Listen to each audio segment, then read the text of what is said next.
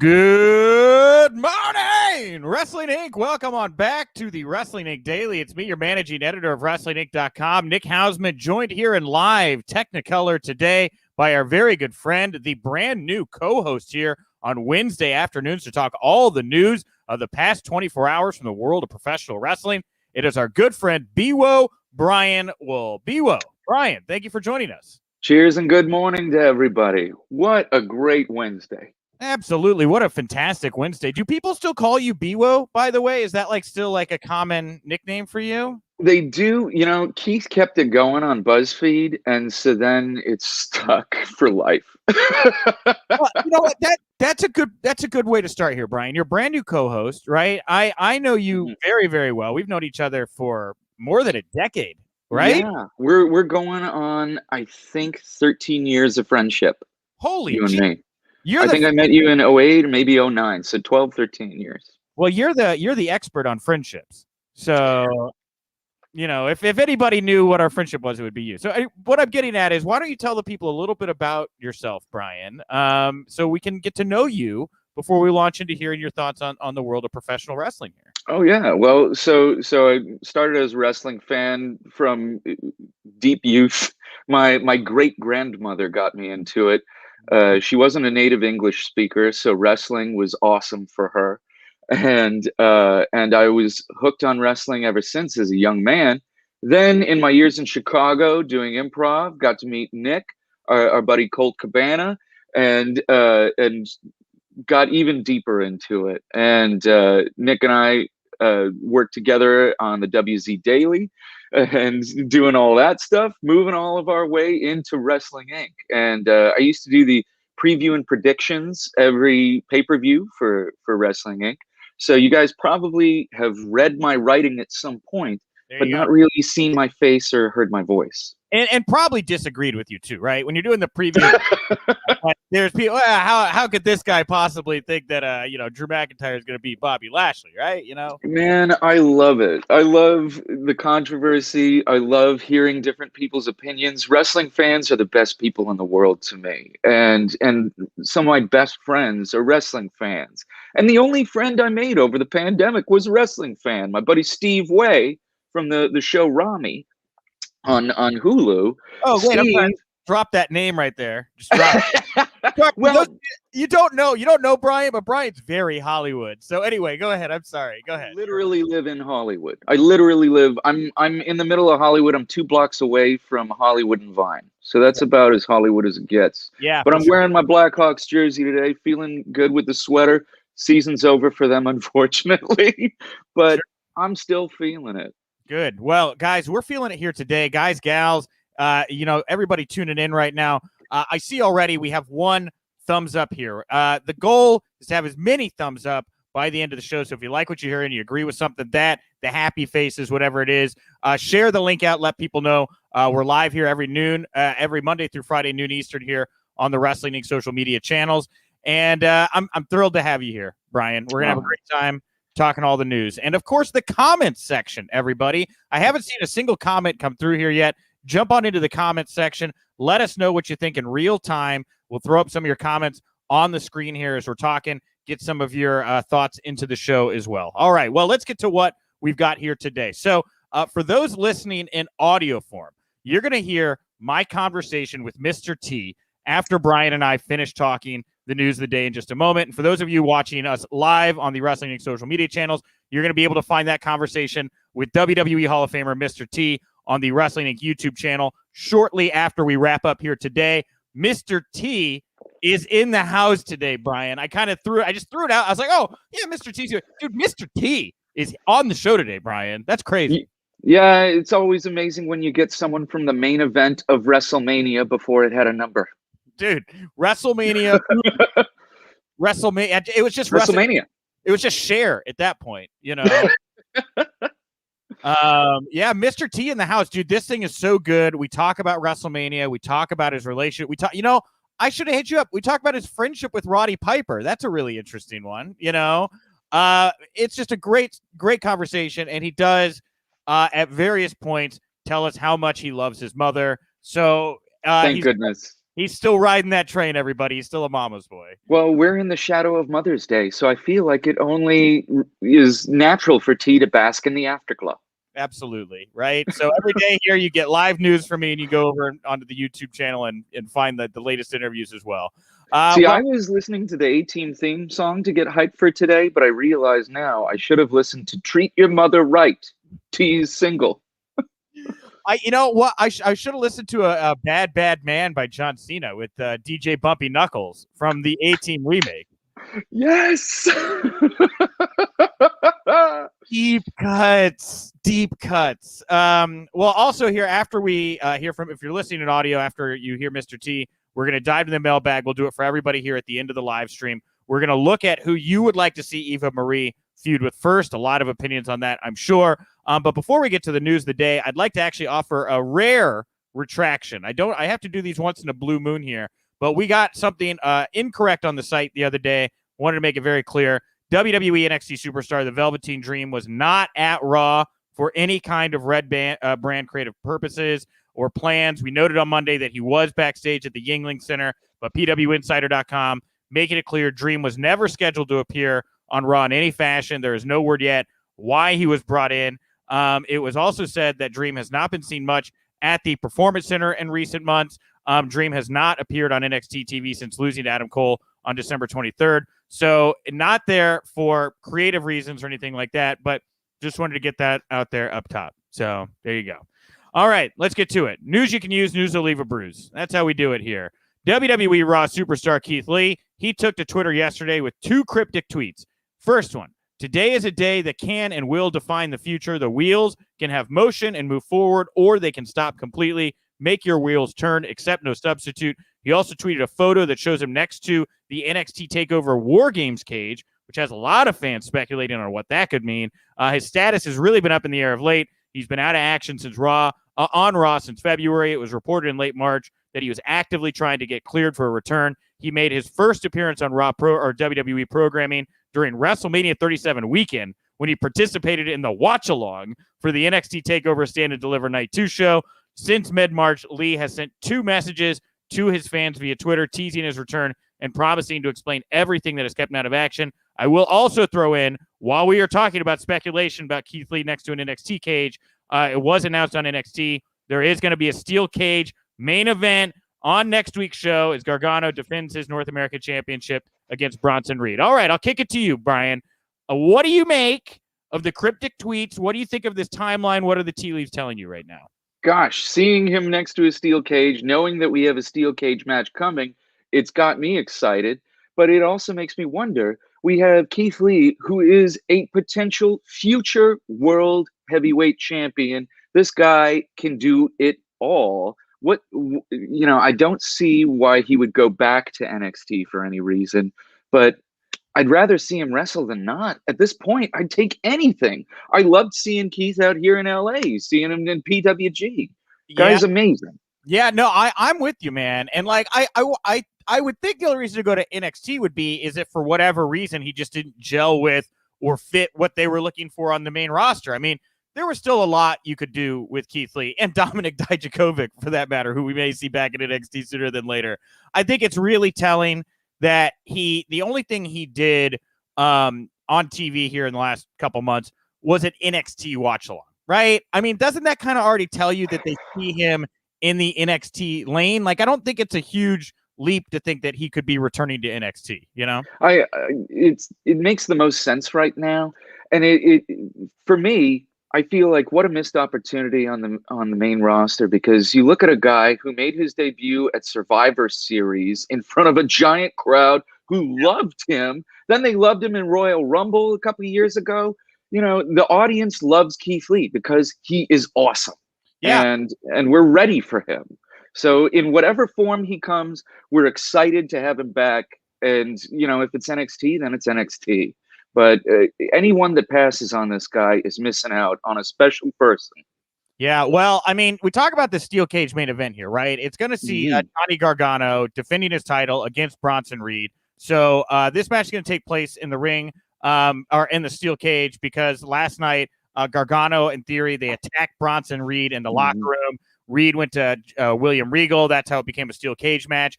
Look, I don't know if Bronson, because this is a rematch, right? Bronson Reed already got a shot at the North American Championship. I don't know that I see Bronson Reed coming out of this the winner.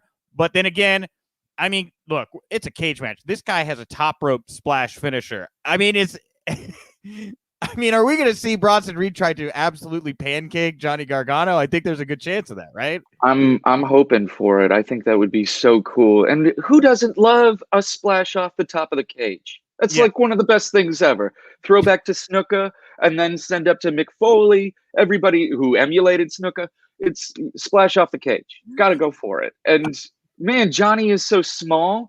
But any doubt you have about Johnny Gargano being able to do anything in a wrestling ring, he's going to show you he can take a pancake off the top of the cage. I was reading this CM Punk recap this morning from an interview that he did. I apologize, I don't remember the outlet, but he was talking about how he the scariest moment he's ever had in a ring or in wrestling was like he had to lay on a table while Jeff Hardy climbed a really tall ladder, and he had to lay on this table for a long time to give him time to think about it, right? And he's like, dude, this guy's freaking fall straight onto you from like 20 feet, and it's gonna hurt like hell. You should just leave. What are you doing, man? And I think the same thing. Like, yes, everybody loves a splash, but dude, Bronson Reed is a big, big boy, and like it's something different to be laying on that mat and just being like, okay, I guess I've agreed to do this. Like, I don't know. And what's it like for his family and his wife just watching, being like, I know that he's going to get his ribs caved in. And you're just like, no matter how much you flex against Bronson Reed, it's going to hurt. Well, kind of tying this back into the Keith Lee stuff, right? So he posted this picture where he's like up against the NXT cage, right? The Hell in a Cell cage. This is a cage match. Like I said, I don't really see Bronson Reed taking this title. But if Gargano retained, dude, there is still a lot of meat on the bone with Keith Lee and Johnny Gargano. That was one of the most entertaining programs we had. I believe it was last year. I don't know that it rolled into 2020 because I think he was on Raw by that point. But those two had really, really good chemistry. And Johnny Gargano getting a win there after dodging the big splash or whatever. And Keith Lee just ripping the cage door off Kane style and reasserting himself at NXT. I mean, look, he's not, like you say, what you want, the world champion of Monday Night Raw, but that's a damn fine spot to be in. And I think that he would fit right back in NXT right now, you know? Yeah, and NXT is, if you're not watching NXT, you're missing out on one of the best booked shows in wrestling. Oh, yeah. Everything is logical. Yeah. And if you're a fan of logical booking, as I am, as someone who used to predict things, to be able to follow logic is really, really nice. Yeah, the NXT and SmackDown, man. I don't know how Raw is so different. Like, I mean, I know they're like, well, it's 3 hours. It's hard to do 3 hours. But look, I mean, Brian, you're given a slot. You could do better, right? Yeah. I mean, you can find a way to make that work. I don't understand how it's the same company. I just don't. But NXT is great, and I hope you guys are giving it a good shot if you got the time. Yeah. Well, jump in the comment section here. Let us know what you're thinking about all the stories we're talking about here today. We'll start with Anthony Y here. Well, Keith Lee did have Limitless as his name. Now it says Relentless, maybe a heel turn. Like I posited there. Ooh. Gargano. I think he stays the baby there. I think he comes back as a dominant baby, feuds with Gargano, maybe leads to something with him and Killer Cross down the road. It's hard to imagine Keith Lee as anything but a babyface because he's such a babyface in real life. Yeah. Like what a sweet guy. Yeah. And you can't help but root for him. Sometimes those guys are like the best, like heels, though, right? You're right. Too. Because Johnny Gargano also babyface in real life, but holy moly, great heel right now. I'll also just throw in Haywood Jabloni. They want to know, can I get a birthday shout out? So there you go, Jablomi. I don't think that. You got me to say it on the air. That was good. I got it. That was a funny name. All right. Happy birthday. Happy birthday. All right. It was also announced during last night's NXT that Finn Balor is going to challenge Karrion Kross for his NXT title in 2 weeks. The match was made after Balor and Cross faced off following Cross's non-title win over Austin Theory in the opener. Balor and Cross both agreed to a title match, which will be their first time doing battle since Cross won the title from Balor at the recent TakeOver Stand and Deliver Night 2 event during WrestleMania 37 weekend. And kind of like the Bronson Reed rematch, I feel like it's not going to be in your house. I don't know. Like, I don't give Finn Balor much of a shot here, but what do you think? I don't either, but I got to tell you, anytime I can see Finn Balor wrestle, it's a good day. Yeah. And I will certainly take it. His run right now in NXT is absolutely amazing. You see this guy barely leave the ring, if ever, and show an entirely new style. You know, still sticking to Finn Balor that we know and love, but God, these matches are so good. These matches are so good, and I'm still learning about Karrion Kross, and he's still warming up to me. I'm still understanding this person, and so to see him with Finn Balor once again, that will help me in accepting him as a champion. It's I'm working on it with Karrion Kross, and I think who better to get him over than Finn Balor? Yeah. And again, like double duty here, putting him over twice, really shining up Killer Kross. Finn Balor, there's so many different people that he can work with down there, you know, and again, he's a big name. I mean, at any point, I think you break the glass, you can bring him back to Raw and SmackDown, obviously, as well. The guy is someone who could carry any brand. He is a top guy. And when NXT first started touring, Finn Balor was the captain of the team, showing everyone how to tour this brand, what it could be. And I'll never forget in Chicago when everyone was locked out of the NXT show, and it was freezing, and Finn Balor came out and talked to everybody. You know, you want to talk about a top guy right there, and who better to show your champion how to be champ than Finn Balor? Yeah, I remember I was also at that show, the NXT show, where we all got locked out because like the heater broke in the building. It was like an old building, and so it was like what a mess. Yeah, that was great. Well, we also found out that WWE has announced that Frankie Monet, the former Taya Valkyrie, is going to make her world premiere debut in 2 weeks. No idea against who, but her debut, and then Cross Balor. Those will both be things here in 2 weeks. We got the cage match next week. Nice bit of like week-to-week progressive booking there, keeping hooks for people to come back, you know. And what a tremendous addition to the best women's division in wrestling right now. You look at all the things that Taya Valkyrie has done in Impact. You look at her stuff in AAA. You look at her stuff in Lucha Underground. This is a heck of a wrestler, and she can do it all. I'm thrilled for her to make her debut. Yeah, for sure. And also, speaking of debuts, Hit Row Records has officially arrived in NXT. Swerve, he brought out his new stable on NXT. They revealed they're called Hit Row, short for Hit Row Records. The segment featured the members of the group rapping their promos. They also revealed their nicknames: Top Dollar Francis, B-Fab Brandy, Swerve Scott, and The Adonis. I am all about this. How awesome. Death Row Records, Hit Row Records, like a hit, death. I mean, it's all kind of, dude, this just feels cool. I like this.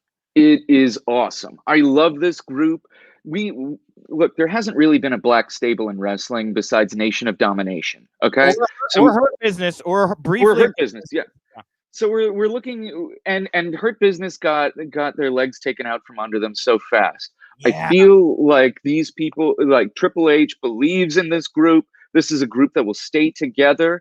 And I know people are worried about stables in NXT. They feel like there's too many factions. I couldn't disagree more. We're trying to get new talent over. And one of the best ways to get new talent over is put them in a stable. And this is something we haven't seen. You know, this is awesome. I love it. Yeah, and I think a hip-hop stable right now, man, especially with like all the interest that has come from the hip-hop community in pro wrestling, you know, obviously Bad Bunny.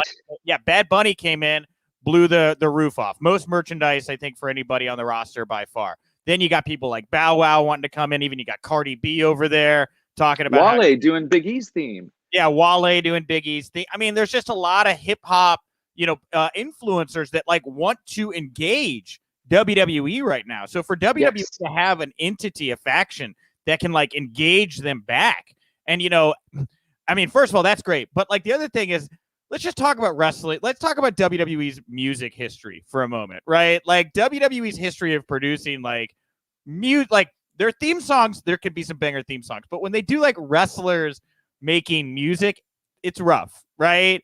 I would love to see a group come in and really be able to like put some bangers out, you know, like I want this group to be legit, like actually drop some stuff that is really cool, you know? I think that's one of the areas that WWE has the biggest room for improvement is music right now.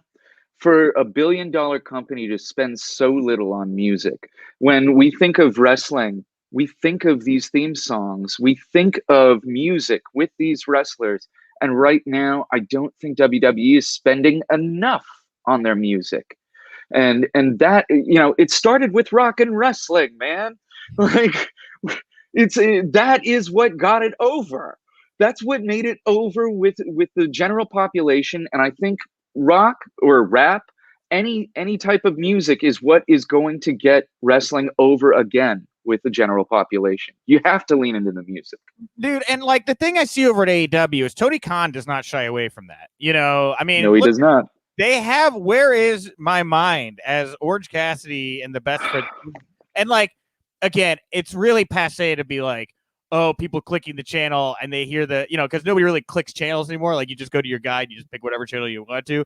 But I mean, if you're a casual person and like, let's say you're in an airport, right? And they just have wrestling up on the screen, or you're at a bar and you hear Where Is My Mind by the Pixies. You're like, wait, what is this? Yes. That's kind of cool. Like, I'm interested in that. Like, what is going on right now? You know what I mean? And Tarzan Boy for Jungle Boy as well. Yeah. These are, you know, music is so important to wrestling, and to overlook it, you would be missing out on an entire aspect of the business. You know, like your theme song means something. It's so important. Yeah, agreed. Well, if you have thoughts on the theme song, Keith Lee, anything else we've been talking to right now, we're about to wrap up the NXT block. We got more news to talk about, but you're welcome to jump into the comment section. We'd love to bring some more comments up here. I see we got Haywood, Veggie, and Anthony all kind of chopping it up down there. Jump in the conversation. Let us know what you think. I'd love to bring more comments here onto the show. Thumbs up are always good, too. As many thumbs up as you can give us. All right, lastly, from NXT, Bobby Fish.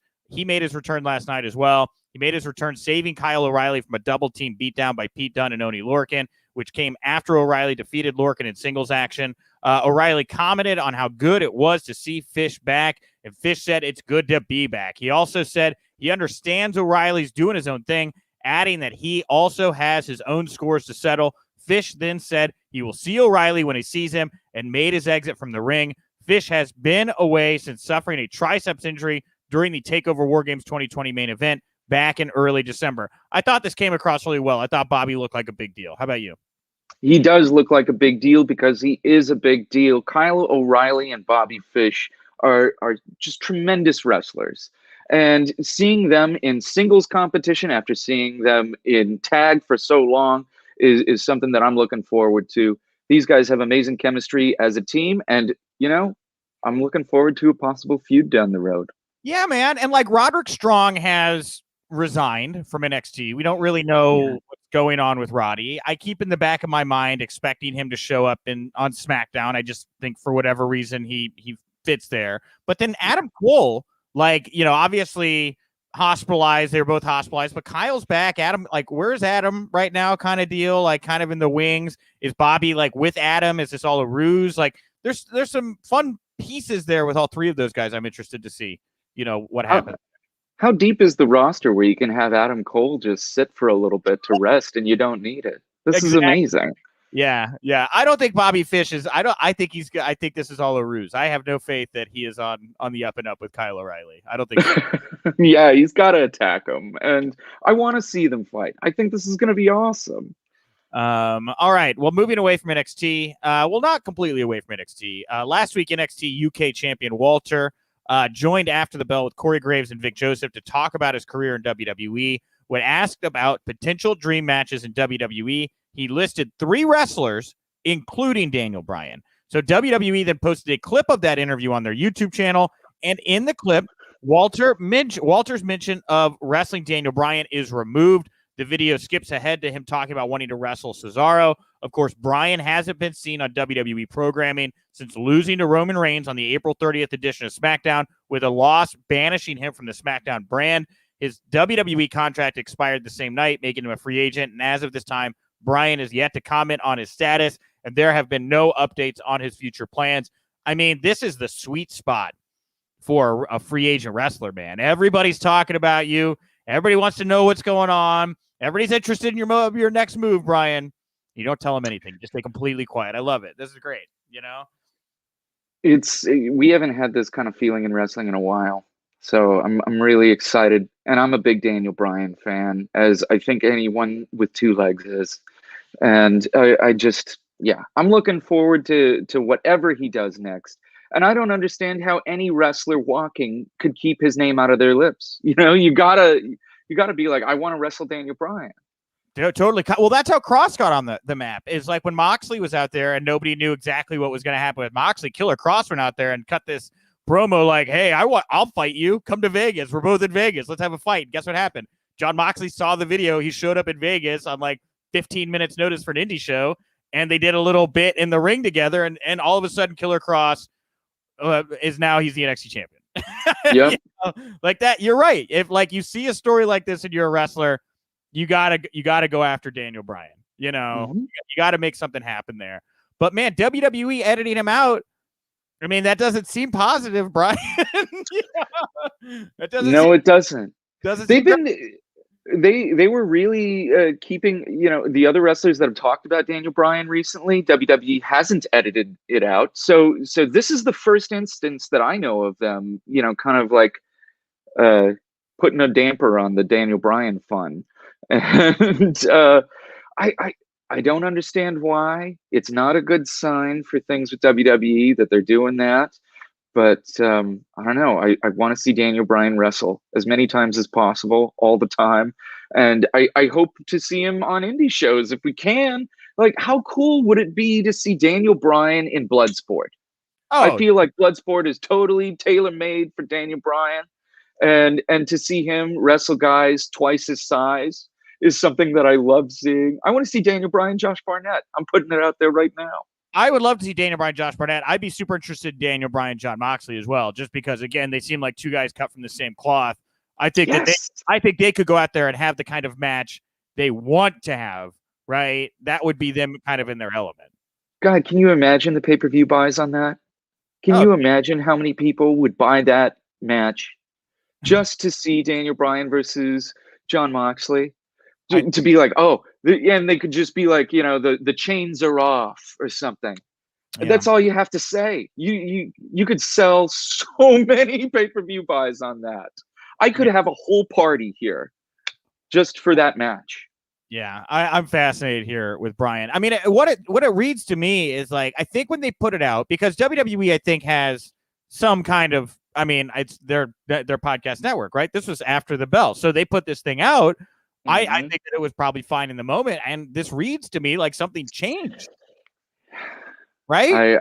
I have a good feeling that it did change. Something's going on. There is. I mean, look, the cons are done with the NFL draft, so they can focus on wrestling again. The wrestling. And who's the free agent for wrestling?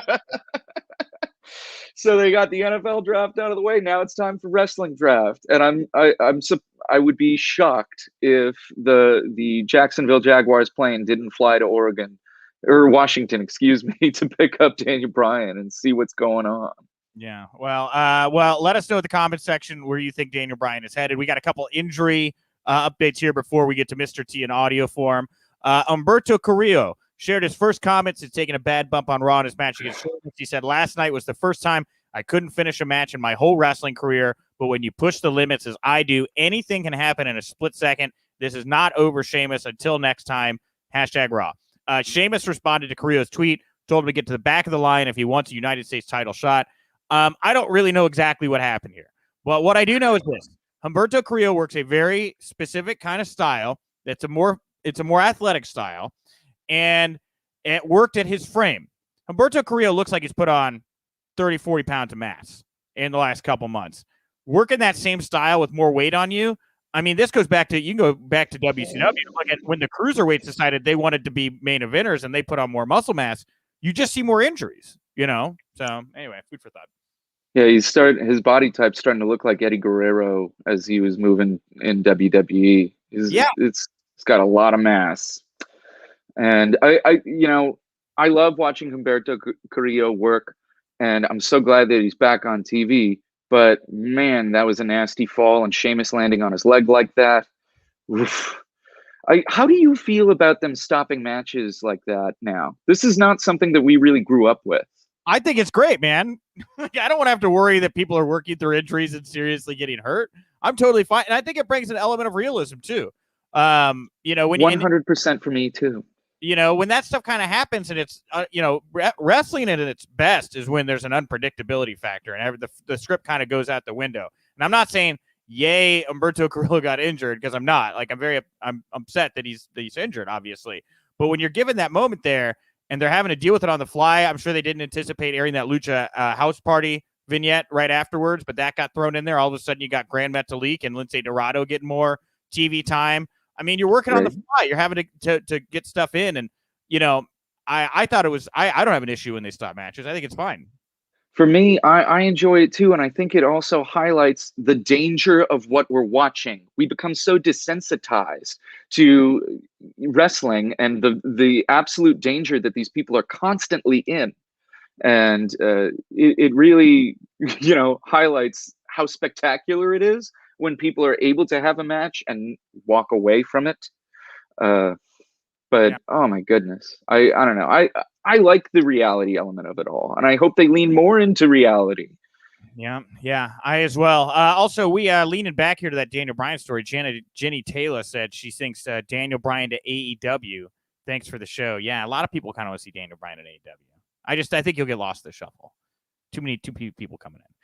In AEW? Oh, I see that. I hear you. Yeah. I mean, Christian Cage came in and everyone was like, "Oh my God, Christian's back, 7 years away from the ring." And like, I don't know, like I don't think Christian's landed, kind of like Miro, where it's like they came in and they were like a big thing, and then all of a sudden it was like, well, we'll get to it eventually, whatever that push thing is.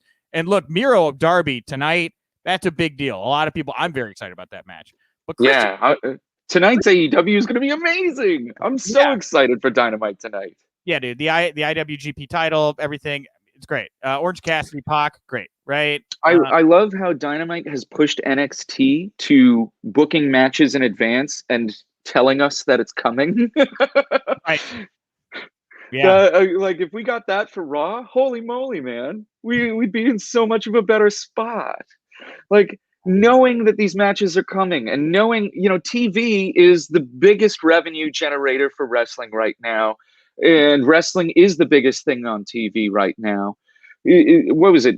Top show on cable 3 of the last 7 days? Yeah, it's been ridiculous how pro wrestling right now is just monopolizing the top spots on cable television. Yeah. I mean, that's where the money is right now. We're watching live TV. We're watching those commercials. You look over at MLW on Vice TV now, right? I think that with the synergy of Dark Side of the Ring, I think there's really something to that. So, anyway, all right. Lastly, here, injury wise, before we get to the Mr. T interview, if you're listening to the Wrestling Inc. Daily at podcast form, you'll get that. Again, you get Mr. T here after the show's over. If you're watching video form, but Voice of Wrestling reporting AEW star Ricky Starks has reportedly suffered a broken neck. He suffered the fractured neck during the April 21st Dynamite loss to Hangman Page. The injury reportedly occurred when he landed on his head from a release German suplex. Ouch. Starks is expected to miss around 3 months of in-ring action, but is also expected to continue to appear on AEW TV in some capacity. Doctors reportedly believe his neck will heal without needing surgery. It's interesting to note that he has wrestled since that match with Page. Him and Powerhouse Hobbs defeated Brick Aldridge and Aaron Fry in an AEW Dark tapings the night after the match with Page. Stark had not commented on the injury, but he did tweet what appears to be an X-ray photo earlier yesterday. You go find that over on the site. He also told a fan back on April 21st that he was good following the match with Page. He also made a follow-up tweet thanking DDP Yoga for his flexibility. What are your thoughts here on this one, Brian? God, I feel like as wrestling fans, whenever somebody breaks their neck, we have to call it a broken friggin' neck. Okay, I apologize. I did feel like saying it, but I held back, and I regret that. He wrestled with a broken friggin' neck. He did it. I And agree. I like, can you imagine being so tough that you do anything? I can't imagine going to the store with a broken neck, much less wrestling a match. Oh my God. And also, talk about the danger of wrestling right now. A released German suplex. How many times have you seen a released German suplex in wrestling and been like, oh my God, I hope they don't break their neck? And here we are, we see it happen to Ricky Starks, who is, a tremendous wrestler. And here's the thing is I don't want to jump to any conclusions here because I usually don't put the word reportedly like in these when I'm citing other sources, but I want to be really clear here that like this has not been confirmed. Like it could be a fracture, it could be something lesser, he could have like aggravated a disc. 3 months recovery time for a broken neck. Again, I'm not a doctor. Seems a little short. So I want to know a little bit more. Maybe if we could get on an AEW media call or we get Tony or Ricky here on the show to kind of get a better idea of what this is. Because while I do think there was probably or likely something that happened, I don't want to jump to the conclusion that he like broke his neck because there does seem to be some details in this report that kind of make me a little curious, if that makes sense. I mean, maybe they'll work it into a story and maybe, yes, maybe it could be a hairline fracture, but if it's a hairline fracture, I don't know. I never had a hairline fracture. I'd call it a break. Yeah. Like, well, I messed up my he neck. needs that Andy Kaufman neck brace. Well, yeah, he does.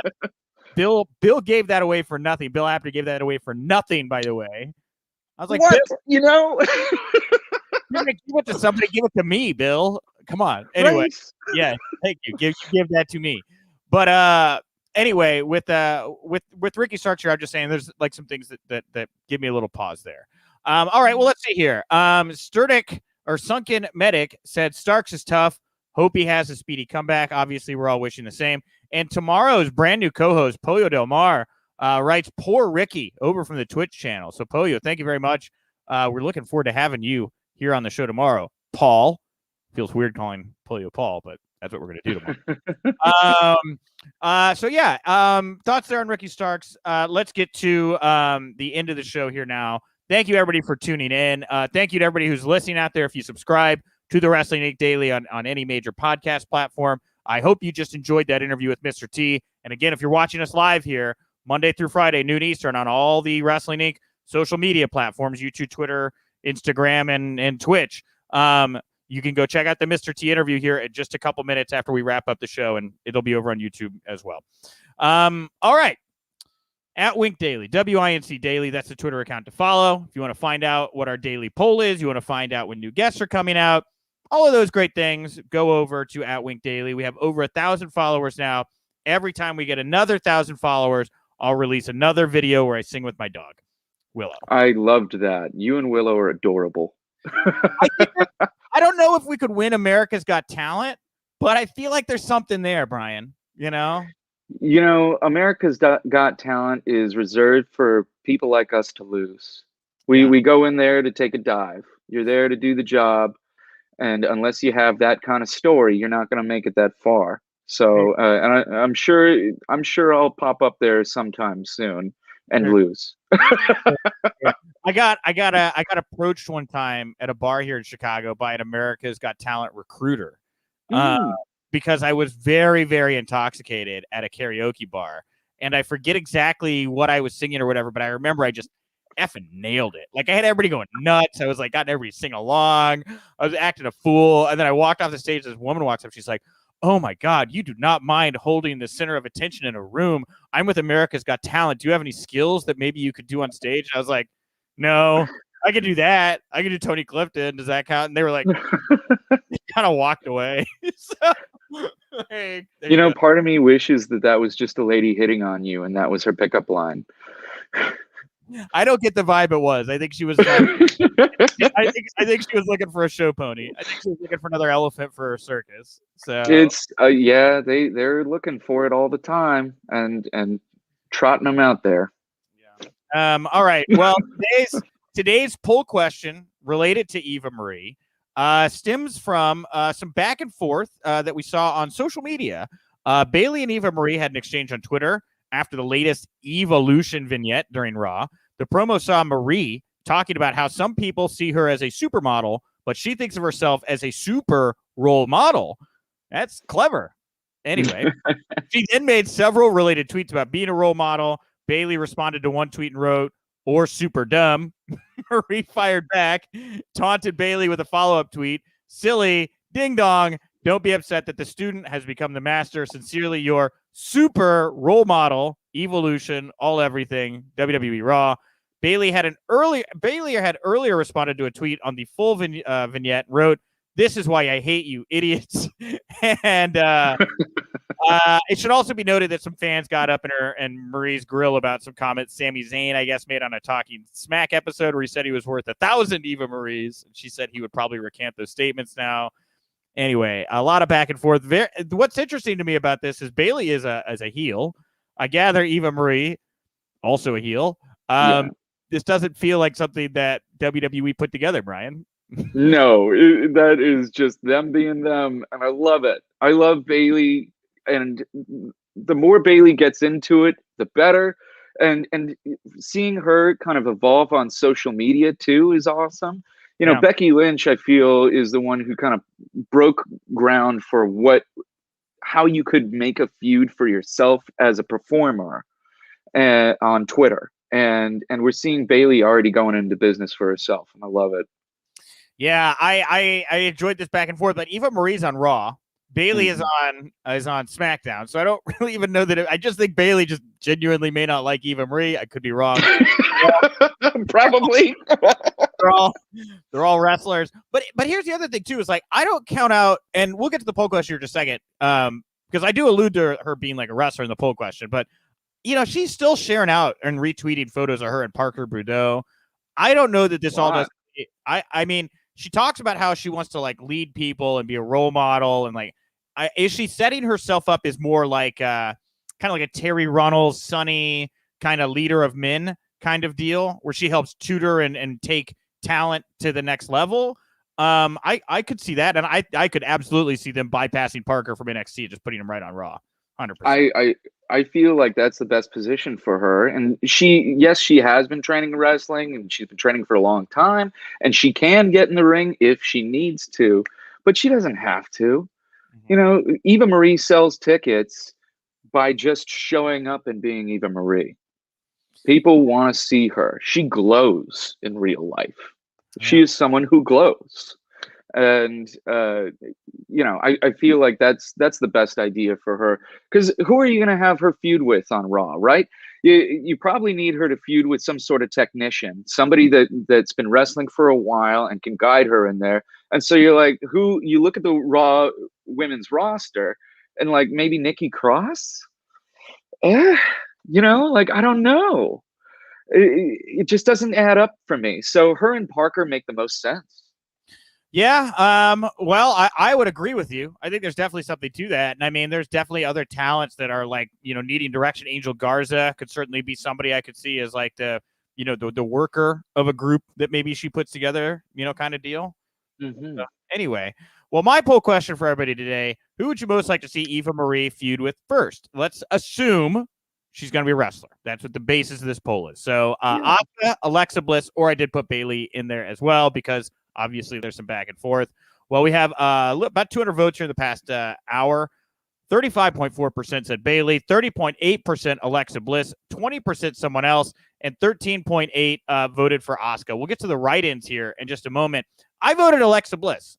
Like, if she's going to come back and be a wrestler, like, what a great contrast between Eva Marie, this like super beautiful kind of like Hollywood girl, and then this super dark demonic Alexa Bliss. I could see those two entities clashing well.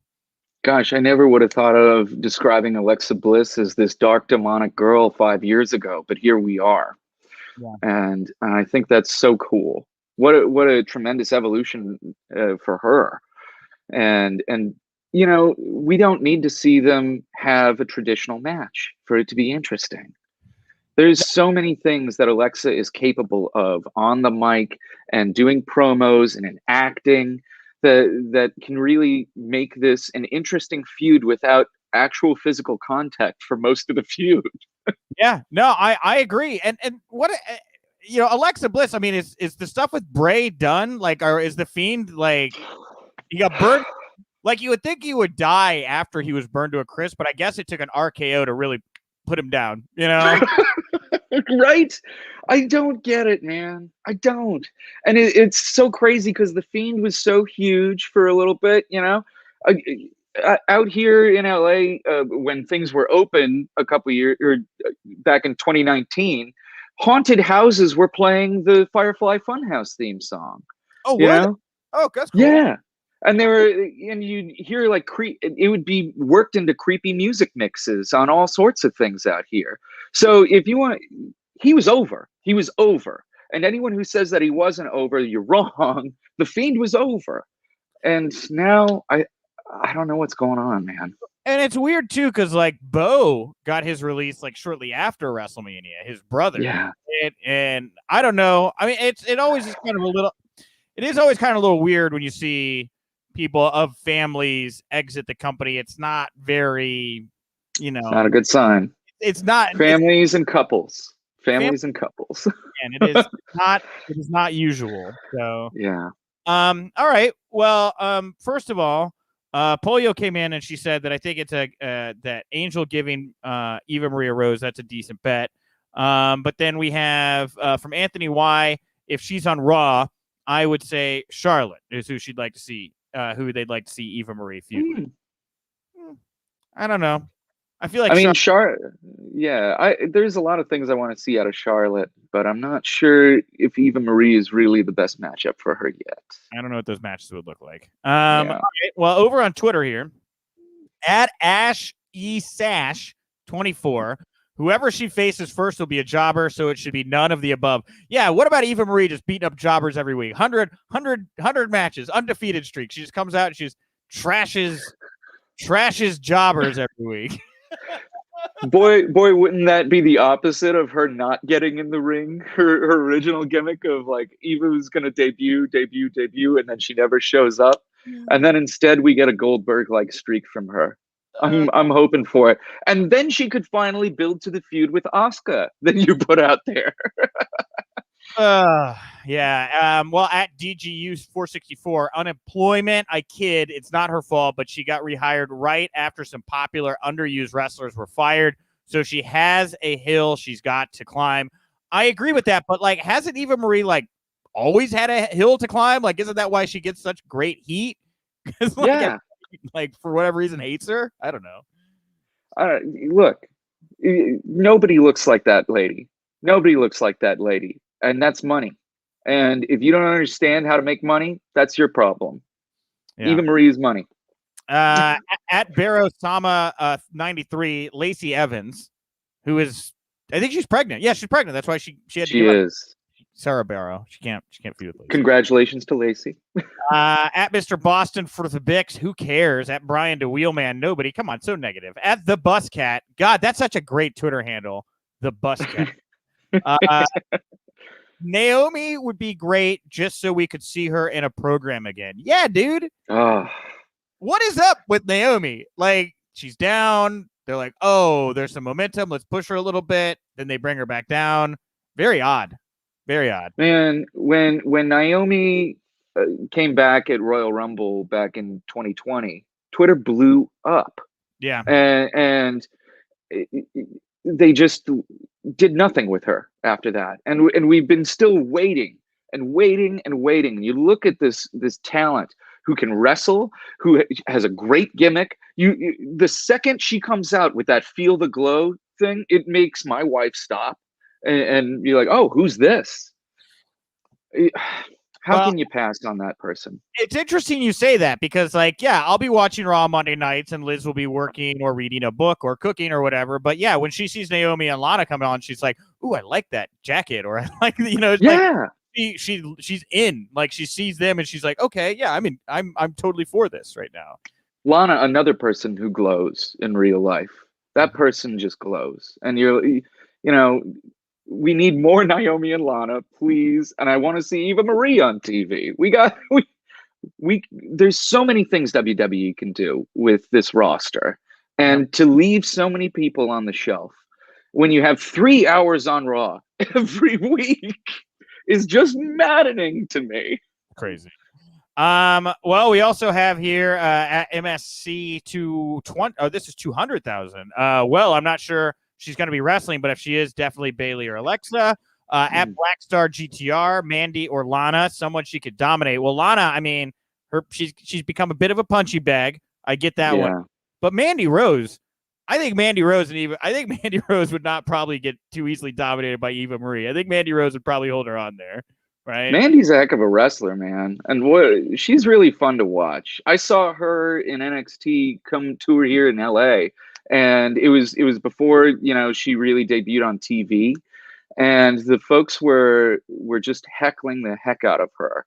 And Mandy turned it right on the crowd. Mandy knows how to work a crowd, and Mandy can work. And I'm looking forward to her. That's another person they dropped the ball with, too, after that great story with Otis. Dude, I don't get it, man. Tucker's gone. Otis is like a Olympic wrestler now. Like, I have no idea what happened with that. And Mandy's only with Dana because I think somebody was just like, 2 hot blondes. Perfect. Yep. Right? Yep. Like, come on. So, at Middle Punch 24, Nia Jackson. At Intel Mischief, Carmella were our last 2 there. I don't see Nia because she's obviously in the tag division unless Eva found somebody with her. And then Carmella is, to the best of my knowledge, still over on SmackDown. So I don't see that one there. Well, anyway, thank you, everybody, for all of your feedback over on Twitter. We'll do another poll question tomorrow to wrap up the show. Tomorrow on the show, if you're listening in audio form, you're going to hear my conversation with Joe Dombrowski, good friend of the show. He just released the Brian Pillman Memorial Show 20th Anniversary Anthology in conjunction with the Pillman Estate. There was these 4 huge Brian Pillman Memorial shows starting in 97, ending in, I think it was 98, ending in 2001. And you have everybody from the Attitude Era doing these joint shows. The Outsiders are there. Rey Mysterio is there. Al Snow is there. Steve Austin is there. All these people get together to do these once-a-year memorial shows for Brian Pillman. They'd never been put together. And so Joe got in touch with Brian Pillman Jr. Joe's done a lot of great little independent pro wrestling, not little, but a lot of great independent pro wrestling documentaries about the Montreal Screwjob and the Legend of Virgil. A banger, I promise you. And so he's going to come here tomorrow. He's going to talk about what it was like to put together this footage, work with the Pillman Estate, and get this out for everybody. So I'm very excited to bring that conversation to you all tomorrow. Also, if you like the Wrestling Inc. Daily, support WrestlingInc.com. Support all of our social media channels. Obviously, on YouTube and all of our channels. Monday, Tuesday, Wednesday, Friday, weekends. And then, of course, Monday through Friday, noon Eastern, we go live with either the Daily or the Wrestling Inc. podcast. Subscribe to both on your preferred podcast platform to get both shows, the Daily and the podcast, in audio form as well. Brian, we did it. We went a little longer here than I usually do with the Daily, but I guess since we're live now, we're going to engage the chat room. There's all these things to do. We're just, to go a little longer. That's fine. I'm cool with it. So you were great. How'd you feel? How'd you feel this went? Oh, I had a blast. I'm looking forward to doing this every week with you, buddy.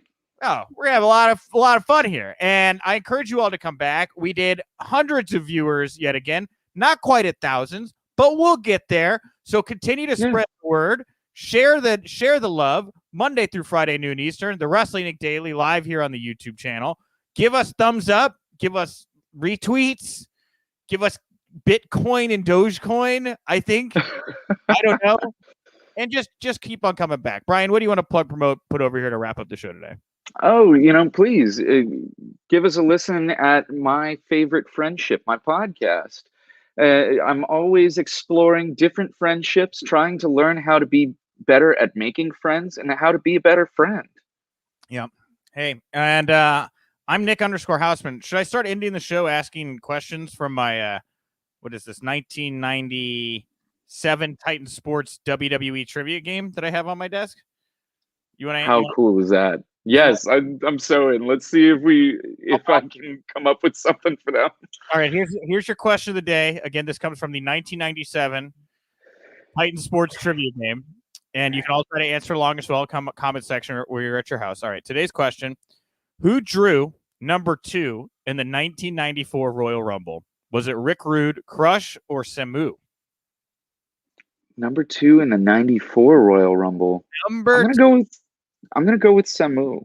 You are correct, Brian. Wow, that is incredible. I would have probably picked Crush myself. Yeah, 94 Crush. I feel like he had a better spot. He was coming off of the Randy Savage feud. Yeah, and starting the heel turn, I believe, in 94. Yeah. My brother is a big Crush fan, so we were big Crush fans in my house growing up. All right, fair enough. Shaka bra. You going deep with the Crush. All right, everybody. Like Gotta love Crush. I'm Nick _Hausman over on Twitter. Thank you all so much for tuning in. I cannot wait to talk to you tomorrow. And remember, if you winked, you didn't